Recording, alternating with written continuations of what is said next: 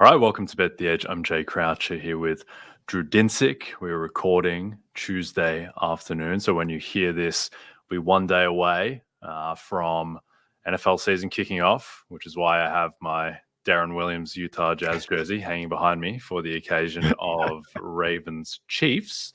We're going to talk about the NFL today. We're going to talk about three games that are hovering around the field goal: Jags, Dolphins, Texans, Colts, and a divisive Cowboys-Browns spread. But let's start off with talking about the U.S. Open, Drew. The chaos has calmed down a little bit in that Jannik Sinner, he lives. We're recording before Sabalenka starts her matchup against Xinwen Zheng, who she dispatched at the Australian Open. But still fairly wide open, no minus money slam favorites at this point or anything. What has been most captivating to you so far? Well, I'm live sweating Taylor Fritz over Zverev. I have Fritz here. Very hopeful that he can get it done for Team USA, and then very hopeful that Tiafoe goes down to Dimitrov. I think it's still way too early to feel like this is really potentially possible that Dimitrov could finally win a title here. And, but the truth of the matter is the draw is imbalanced. The two best players are in the same quarter in Sinner and Medvedev here. And I think ultimately the fact that only one of those guys comes through to the semifinals and, presumably would then advance to the final is a good sign. And I think that's going to be a really, really incredible match tomorrow. Sinner Medvedev, if you don't remember, was the Australian Open final. It was just an absolute best of the best parts of best of five tennis came through there, as you had Medvedev take a ton of time spent on court in Australia into that final. He had to unload as many of his bullets as early as possible to just try to get Sinner to capitulate. Sinner held tough, and he fought hard through despite losing the first two sets there, and came back to win 3-2 and clinch his first ever slam title. That was this is going to be the match so far of the tournament in my opinion, on the men's side. Seeing Sinner and Medvedev meet up again here on the hard court with a little bit slower conditions, which tilts in favor of Medvedev. Medvedev, of course, has been the champion here before,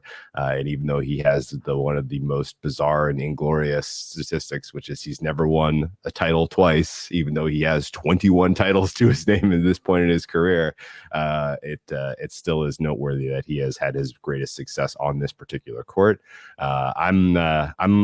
My numbers say Sinner should be a slightly bigger favorite, but he is just a numbers darling in general, and so every time I run a number, it basically says bet Sinner, and I think ultimately he comes through with that match and then comes through the top half to take on hopefully a plucky Grigor Dimitrov. So a lot still in terms of like hopefulness here for some huge shots to hit the board, but I think the Draper de Minaur match is going to be phenomenal tomorrow as well. Very evenly matched players there, and Sinner would probably be about a minus 250 to minus 300 favorite against either of those players should he come through. And I would make Medvedev about minus 150 to minus 180 in the semifinals if that's who comes through. Okay, yeah, Sinner right now is minus 250 to beat Medvedev, who's plus 195. So slight adjustment in Medvedev's favor from the Australian Open final when Sinner was minus 300. Not that much of a change, but just with everything swelling around Sinner, I'm not sure if that has been impacting the market or not, but he's been taking care of business and justifying his status as the favorite. In terms of Wednesday's quarterfinals on the women's side, Beatrice Haddad-Maia plus 190 to beat a surging and resurgent Karolina Mukova, who was minus 250, and Iga Swiatek minus 350 to beat Jess Pegula in a matchup that it seems like she tends to win. And I recall her beating Pegula at a US Open a couple of years ago, and doing so with relative ease. What is your read on these two matchups? Yeah, a little bit of shades of Zheng Iga at the Olympics, where it was like, you look at the balance of work of Zhang and you're impressed, but then you look at her against the top competition, and she tends to pale, in those particular head-to-heads until she beat Iga at the Olympics. And, to a degree, I would hold Pegula in that same category as Zhang, where very rightfully, deservedly a top 10 player. A lot of skill set, a lot of skills that you kind of want in today's tennis star, but certainly does not match up well against Iga in terms of just doesn't have a dynamic enough serve to be able to consistently get cheap points there. And then just in general, she can take advantage of the weaknesses in Iga's, service, which is her second serve in particular. And Pegula did, I think, acquit herself extremely well against two plucky challengers, and certainly in Diana Schneider and also in Jessica Buses-Monero. So I would say that she is playing about as well as possible, and if not now, never. But that said, I'm never really getting involved in a Pegula market against the elite on tour, because she just has never really shown an ability to get it done there. So, we said the same things about Coco Gauff last year, and then she wins. So, it's silly to say that things would never change. But, you look at the head-to-head over the career between these two players. Iga has won 6 of the 9. Most of those have been relatively imbalanced. There are a couple of bagels in there, including the most recent time they played each other at the Cancun finals, where Iga won 6-1, 6-0. The success that Pegula has had against Iga, is not, none of it really kind of measures up to this degree of challenge, where you're talking about Grand Slam pedigree here. So I think Iga likely comes through, and I think just in general, it's a no bet for me at price. Yep, looks like Iga and Pegula have faced off between Grand Slams and then finals combined. They faced off 4 times. Iga 8 sets, Pegula 0 sets. Yeah. So it seems like when the heat gets turned up, that Iga comes out on top. When they did play at the US Open 2 years ago, it was 6-3, 7-6, but Pegula really butchered that tiebreak. I remember sitting through that. I think needing Pegula to win for a Nons-Jabeur ticket on the other side, perhaps, and it didn't work out. And I had very little faith in Jess getting it done, and I don't suspect she'll get it done on Wednesday either. But it's kind of hard to talk about the outright pricing, because Aryna Sabalenka is going to play in 3 hours, but when we're recording now, and Zverev is playing and fighting for his life as we speak against Taylor Fritz. Any thought on the outrights given that uncertainty? Anyone that you like? Yeah, so the path for Iga is tougher, in my opinion. Sabalenka matches up well against Zhang. She matches up well against Emma Navarro. I have Sabalenka at about 60% to get to the final. Iga, we just talked about it, matches up well against Pegula, but does not match up especially well against Mukova. That is going to be a really, really hard-fought match, assuming that Mukova comes through against Beatriz Haddad-Maia, who's no slouch herself and certainly kind of finds her way deep into these hard-court slams pretty regularly. So I would still say the market is correct in having Mukova around minus 250 there. And then I think Iga Mukova, of course, brings back memories of Roland Garros 2023 final, where yes, Mukova had no business losing that match, but she did it anyway. And I would expect that you see a price like Iga minus 180 to minus 200 against Mukova. And just would note that Mukova has been a darling in the market this whole run so far. She's getting lots of support. Yep, indeed. And I will say, even though perhaps on a talent level, not quite with the best in the world, but in a sport that is often defined by people melting in the biggest moments, Beatriz Haddad-Maia is a fighter, Yes. and she does not melt. If she may lose for a talent deficit, but she grinds, and she tends to. She doesn't hold back on going for her shots on the biggest points, and some people just blast shots on big points because they want to get it over and done with. She plays with confidence at all times, so wouldn't count on her melting. A couple teams may count on melting at some point, Drew, particularly one of them when it gets colder.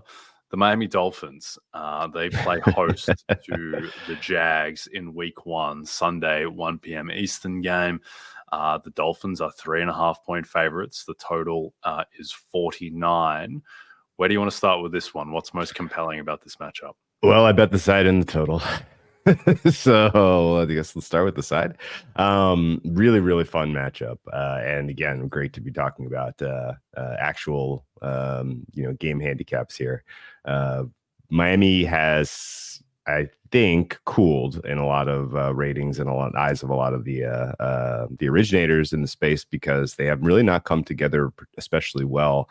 The questions we had about available bodies for pass rush have been kind of answered to the negative, at least to start the season. Some of the questions about how is this offensive line going to come together have not been answered affirmatively, as they still have a number of issues. Really, like, they're just flat out weak in the trenches, the Dolphins, and are not kind of in a healthy state right now. The wide receiver room, everybody has missed time this preseason, so you haven't had lots of reps and chemistry building with Tua and the Dolphins wide receivers, which was clear last year. They helped them get off to such a phenomenal start, was how much they got to play together in the preseason, and so that continuity has been broken a bit. And then I would say the very flip is true of the Jaguars, who have been building steam in terms of market expectation as we've gone through this preseason process. They've given a lot of their ones a lot of opportunities to get on, to build some chemistry and to get on the same page this regular season. Their offensive line is more experienced and more talented than last year's by margin. And I think just in general, this offense looks to hit the ground running against a Miami defense that, has some questions for me, at least in the coverage, and certainly is going to have a difficult time generating pass rush against this Jaguars team in particular. So my fare on this game, I only have Miami as 2 points better. And so I think ultimately this would be a decent opportunity to get outside of the key number on the Jags. Bet it at 3.5. I see you can still get a relatively cheap 3, which I think is a fair play. And then I played the over, as my total fare here is 50. And we are seeing this still start with a 4. So basically just counting on the Jags offense being able to keep up, to really put some pressure on the Dolphins here, and expecting a little bit of a fireworks show, which tends to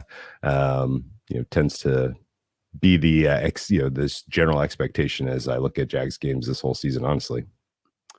Yeah, we've spoken a lot about the Miami pass rush. Right now, if you go to Miami's PFF page, it lists their starting edge rushers as Chop Robinson, who has never played a snap in the NFL, and Quinton Bell, who I've never heard of.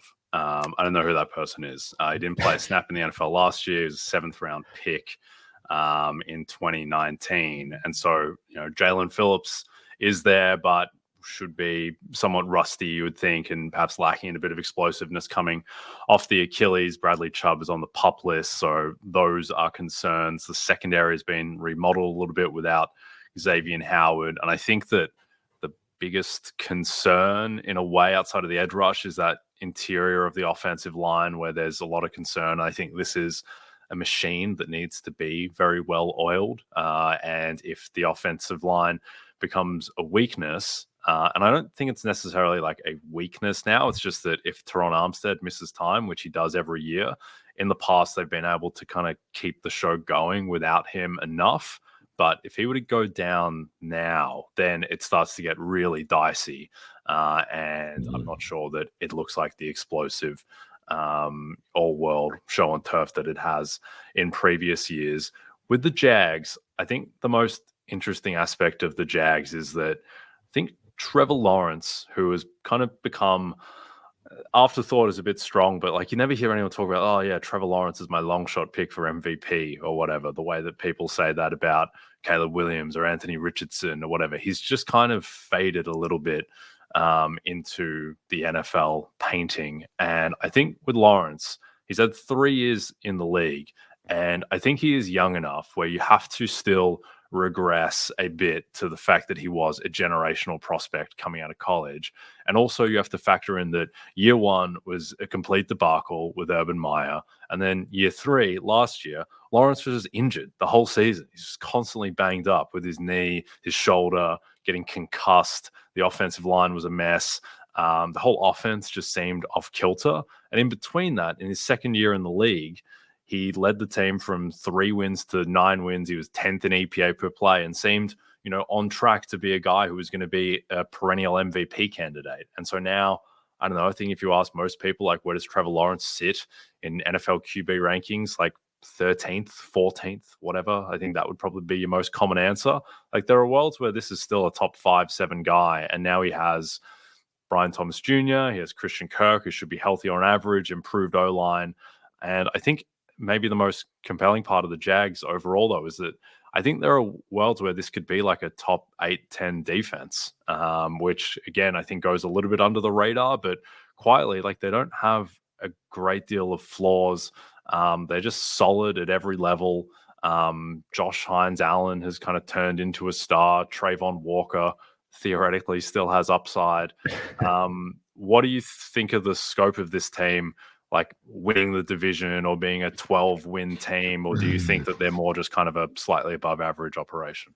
If they beat the Texans head-to-head, it's theirs. I really don't think that there is. I think you laid it out fairly, which is that there aren't a ton of holes. I currently would rank. You said 5 to 7 for Lawrence. I have him 6th. I think that's a completely fair rating, and I think overall, if this offensive line takes any step forward this year, you're going to have clearly a top half of the NFL offense, if not a top 10. So the other kind of key thing that you didn't mention about Lawrence, and I know we both kind of follow some of the same, just general data folks in the space, but Kevin Cole is one of my favorite, and his adjustments for luck for Lawrence to EPA last year were massive, and he just got flat out unlucky for a lot of the season, and for those reasons is being a little bit slept on. So I think the Jags have top 5 offense ceiling if everything clicks.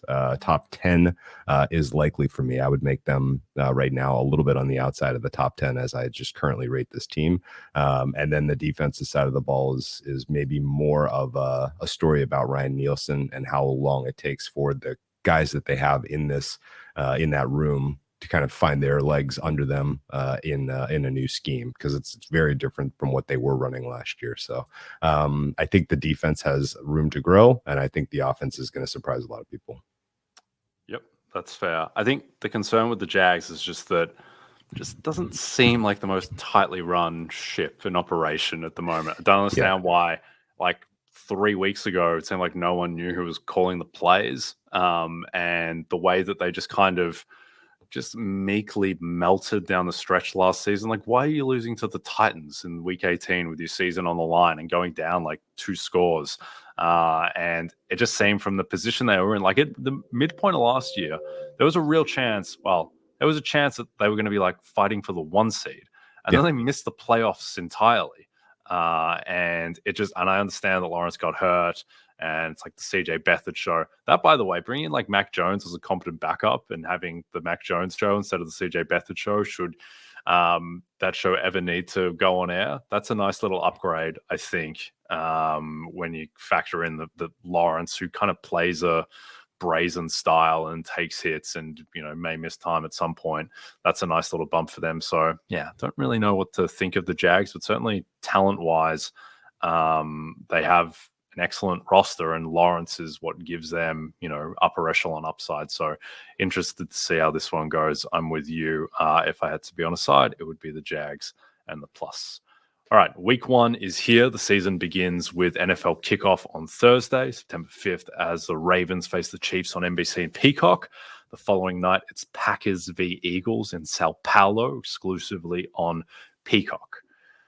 All right, next game, Drew, AFC South showdown. Last time we saw these two teams, there was what's his name? Tyler Goodson. It was where Tyler Goodson screen pass away from Gardner Minshew from flipping the division and having a Gardner Minshew v. Joe Flacco showdown in the playoffs. Alas, bad throw, bad attempted catch, game over. It was the right play call by Shane Steichen, by the way. Everyone wanting Jonathan Taylor to run it up the gut. Well, that's what the Texans seemed like they were defending. So it seemed like it worked out. It's just a bad throw. The Texans are 2.5-point favorites at the scene of that victory in Indianapolis. The total is 49. Do you agree with the Texans being a pretty solid favorite on the road in week 1? I do think this is a good opportunity to get them somewhat cheap. The margin between these two teams heading into the regular season, I felt like has grown as we have now kind of gotten to digest sort of the current state of the young quarterbacks and their majesty over the offense in general. Like pretty clearly what Slowick is asking Stroud to do is working, and the comfort is there, the chemistry is there, the bonds that he's got with his wide receiving core are outstanding. And I think in general, like the offense, expecting them to kind of hit the rails and be good to go right out of the gate with the reps that we've seen them get already through to this point in the preseason is very, very likely. Very different feeling about the way that Anthony Richardson is as far as his development process goes. I don't think ultimately getting better than a rookie sort of season out of him this year is much of is all that unreasonable.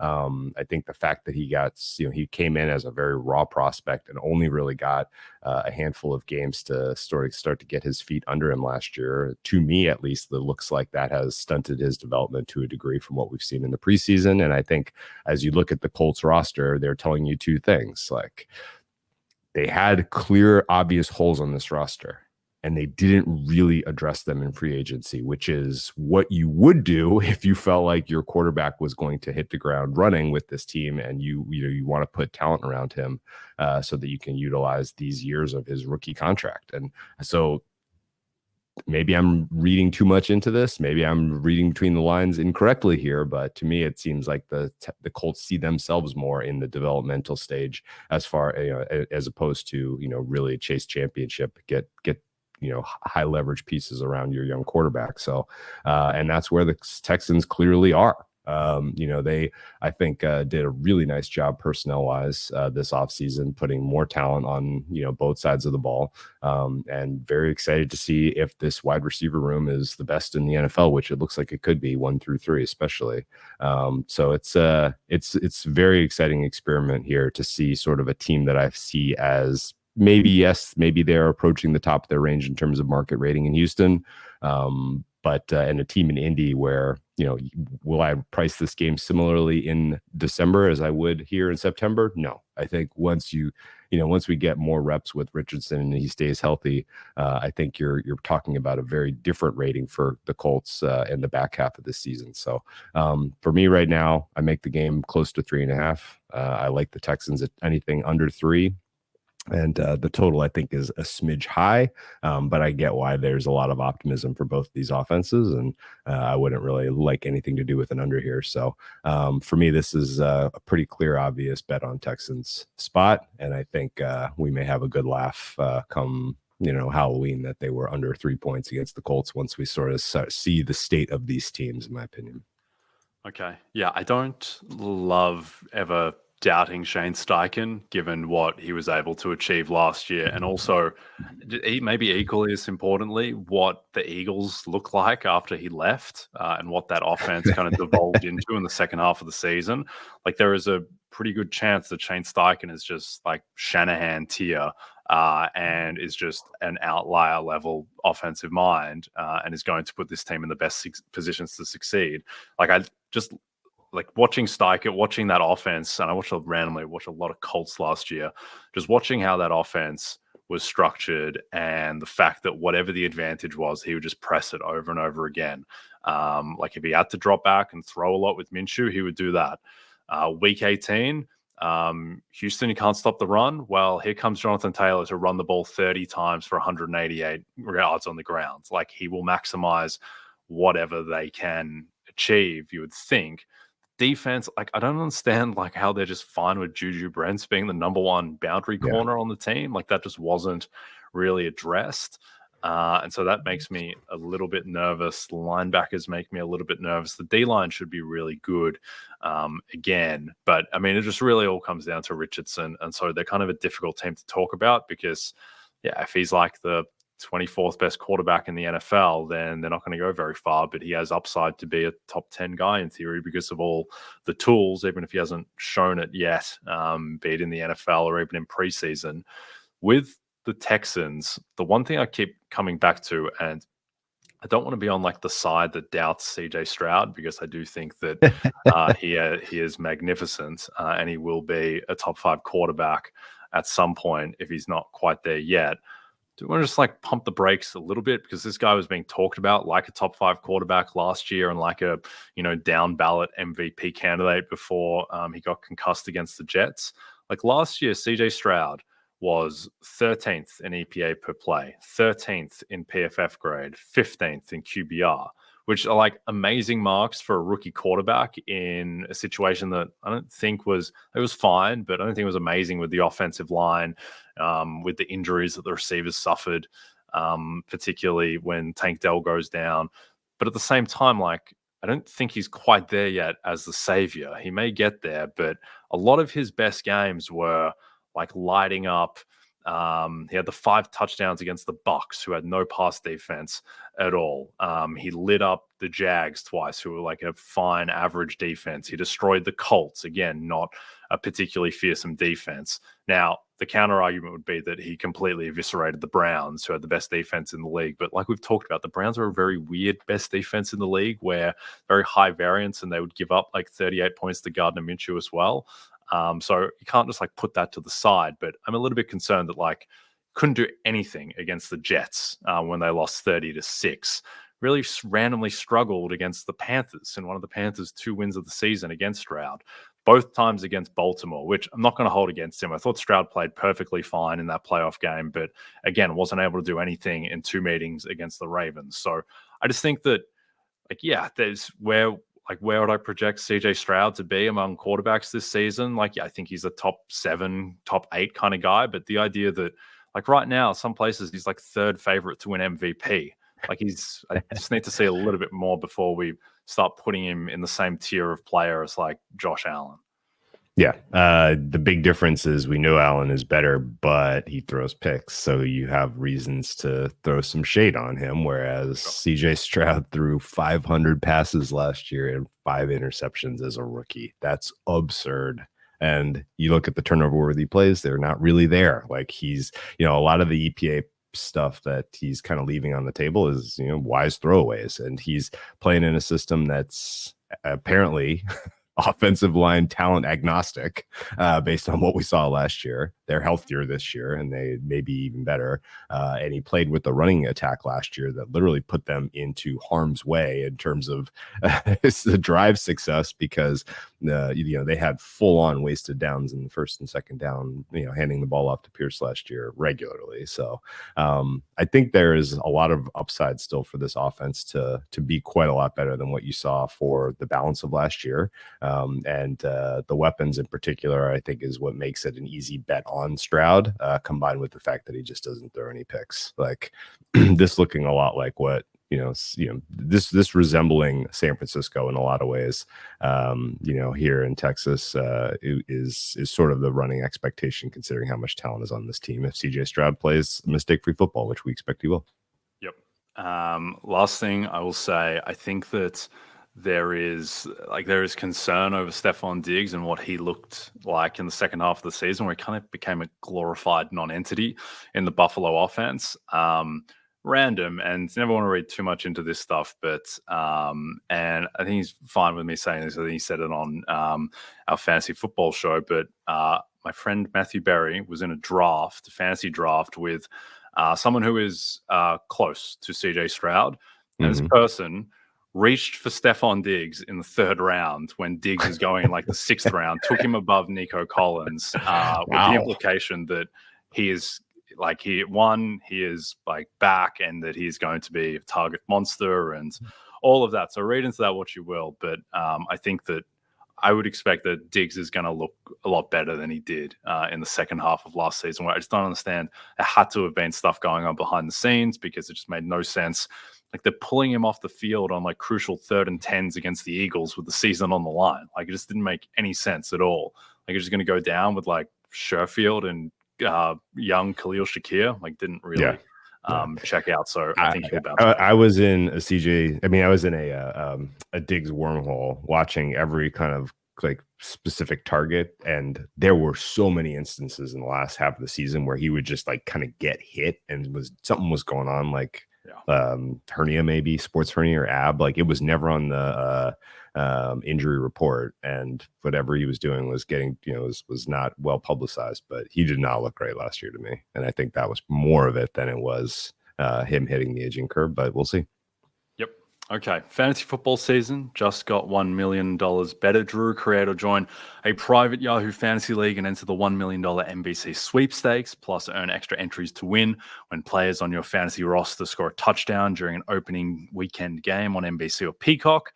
Download the redesigned Yahoo Fantasy app or go to NBCSports.com/fantasymillion to learn more. As you all know by now, we've teamed up with BetMGM this season. We'll be using BetMGM lines to make all our picks, and we'll have special offers for our listeners each week. If you haven't signed up to BetMGM yet, use bonus code BETEDGE, and you'll get up to a $1,500 first bet offer on your first wager with BetMGM. Here's how it works. Download the BetMGM app and sign up using bonus code BETEDGE. Deposit at least $10 and place your first wager on any game, and you'll receive up to $1,500 in bonus bets if your first bet loses. Just make sure you use bonus code BETEDGE when you sign up. See BetMGM.com for terms. 21 plus only. U.S. promotional offers not available in New York, Nevada, Ontario, or Puerto Rico.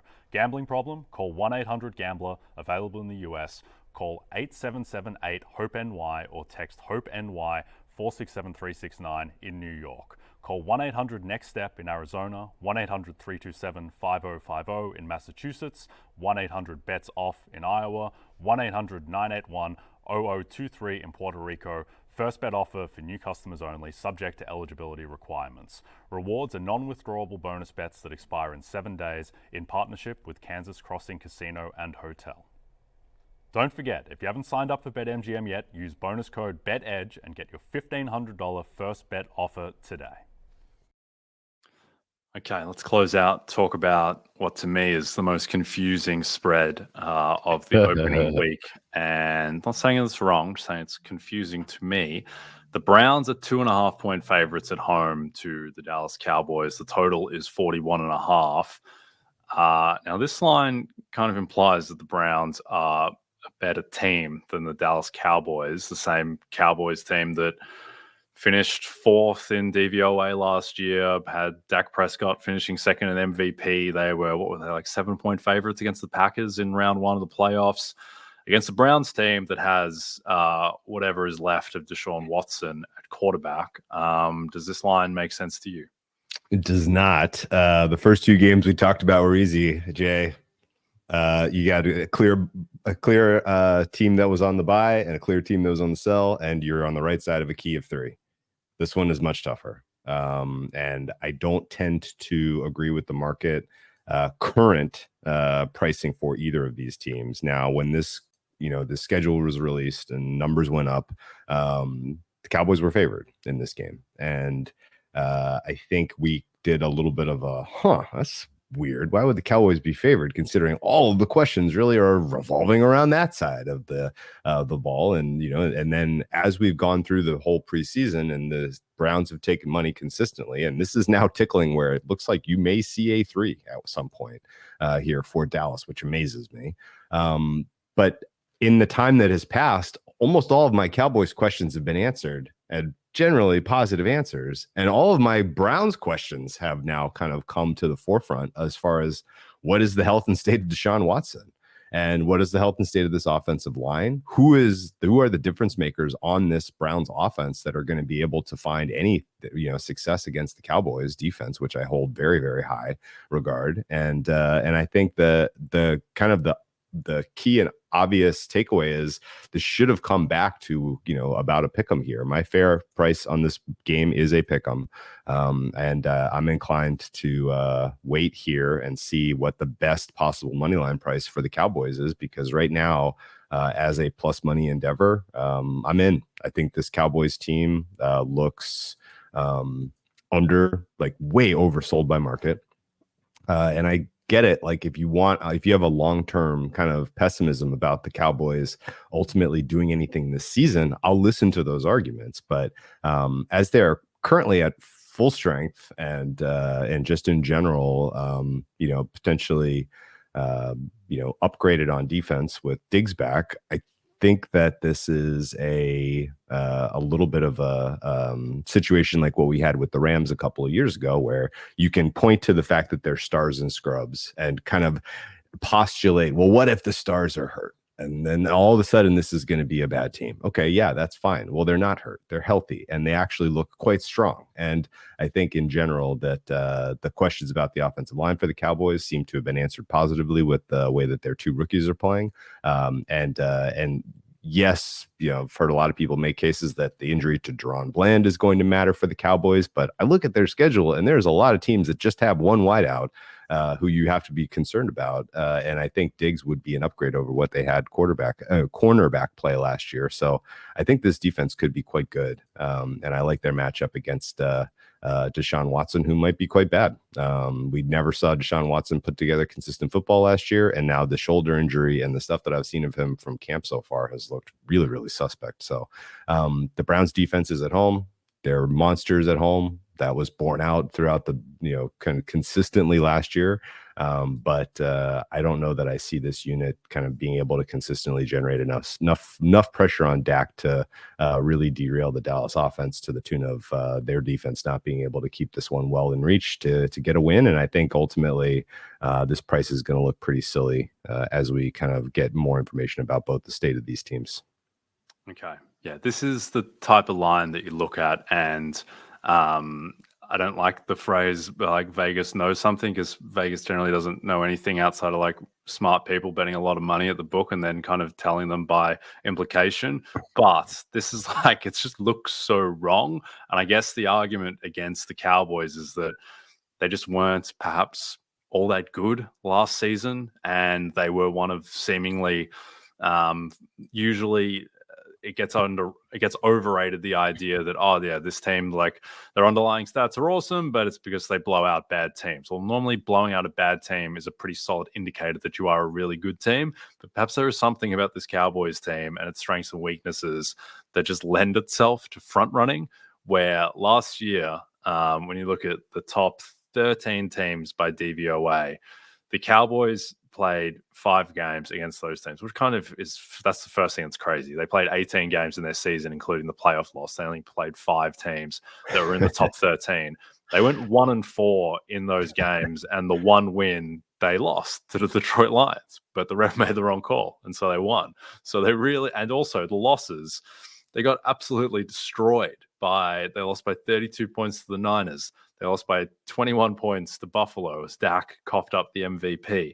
They lost by 16 points at home to the Packers in the playoffs, which for anyone who watched that game, that was not a 16-point game. That was like a 30-point blowout that they put some lipstick on at the end. So perhaps they're just not all that good, and that it was largely a smoke and mirrors act, that this is a team that really excels and is hugely dependent on being able to rush the passer, and that is what their whole defense is predicated on. And if they have to play from behind, then the whole act gets exposed because they haven't been able to stop the run, and they still, I don't think, are going to be able to stop the run.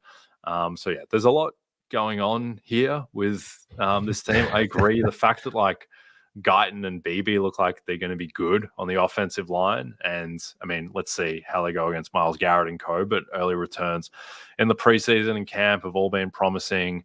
But yeah, it is a very thin defense. Now, you would think that the downside with the Cowboys would be more like, well, what happens if Parsons or Diggs or Lamb gets hurt? Well, it's like week 1. Like this is exactly. Presumably the upside time for the Cowboys. The bad time should come later. But if you think that the Browns are going to win this game, then I think honestly the bet is to find somewhere where you can bet on Mike McCarthy to be the first coach fired. Because like after this, if they lose this game, surely get New Orleans next week, the week after, they should win that. Then it's Baltimore, at the Giants on primetime, at Steelers, Detroit, at San Francisco, at Atlanta, Philly, Houston. And that Houston game is a Monday night game. Like, it could get bad real fast for the Cowboys if they lose this game. And yeah, the market thinks they are going to lose it. Can't believe it. I guess people having conviction in Watson, considering what we've seen or what we haven't seen really this whole preseason, is baffling to me. Prescott was played at MVP level last year, guys. Watson was not. I don't know what to tell you. And Watson, his throwing shoulder injury, he's had inconsistencies in the tape and the film I've seen from him throughout the training camp process. I will almost pay to see it. And I thought you were going to go with, if you think the Browns are going to win this game, McCarthy, first coach fired, is a fun one. But I would even go so far as to say, if you're that high and that certain about the Browns, particularly their offense, which to me looks like it lacks skill position, strength, and depth, it looks to me like their injuries to the offensive line are being underreported, undercovered, undercaptured, and certainly the quarterback question marks are real. But the confidence the market has in them winning this game makes me think that they should probably bet on for like AFC North at price, because those numbers are huge, right? Like their AFC North prices right now are like close to 6-1 you can find out there, which to me seems is completely impossible to square with them being better than the Cowboys right now. So yeah, it's almost like, does someone know that like Micah Parsons just isn't going to play? Someone know that like Dak Prescott isn't going to play? Like, how, I just don't understand how the Deshaun Watson and this Browns team can be 2.5-point favorites over the Cowboys. But when I want to feel confident about the Cowboys, what I come back to is the fact that this offense, I think kind of the Cowboys defense is somewhat of a known commodity in that it is, elite pass rush, Diggs, outstanding corner, but very, very weak against the run, and they're a little bit game script dependent. The offense is theoretically they're both theoretically elite units, so apparently not if they're going to be 2.5-point dogs to the Browns. But with the offense, I just think back to how incredibly bad they looked in that Buffalo game towards the end of the season. And it's not like Buffalo had an all-world defense at the end of the year. They were fine, but the Cowboys, like with their full team, scored 3 points in the game until they scored a garbage time touchdown with 2 minutes left. I think about as well the fact that week 5 on Sunday Night Football, biggest game of the season to that point, they go into San Francisco and they score 10 points against the San Francisco defense that was later revealed to be like not amazing, like but merely solid.